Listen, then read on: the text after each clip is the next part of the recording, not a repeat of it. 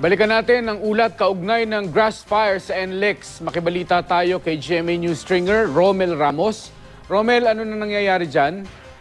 Mark, kasalukuyan pa rin makapal ang usok dito sa bahagi ng NLEX sa Santa Rita, Quinto, Bulacan. Yung grass fire ay nakaka-apekto dito sa northbound at southbound ditong bahagi ng NLEX.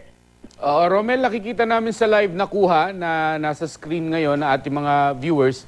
May mga nakaparadang mga bumbero pero parang wala naman kami nakikita nagbobomba ng tubig. Doon sa hindi abot ng aming tanaw, nakikita mo ba na binobombahan ngayon ng tubig yung grass fire?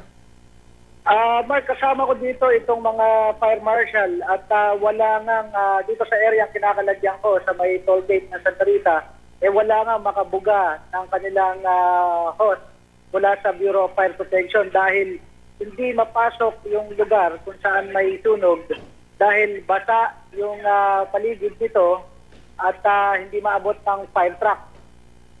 Basa, ibig mo sabihin kasi swamp area, ganun ba? Yes, Mark, may isa pa dito sa gilid na ito ng NLEX. Sinubukan kanina ng Bureau of Fire na pasukin ito pero mataas yung tubig at hindi aabot yung kanilang fire hose. Oo, nakikita namin sumasaklob yung usok sa NLEX, sa mismong kalsada. Meron na bang mga otoridad na umaalalay sa mga motorista? Delikado rin yung ganyan na halos mag-zero visibility ang kalsada. Yes, Mark, kanina pa nakadeploy itong mga patrol crew ng NNPC para magmando dito sa daloy ng trapiko, papaluwas at papaluwas sa Maynila at papunta rito sa norte.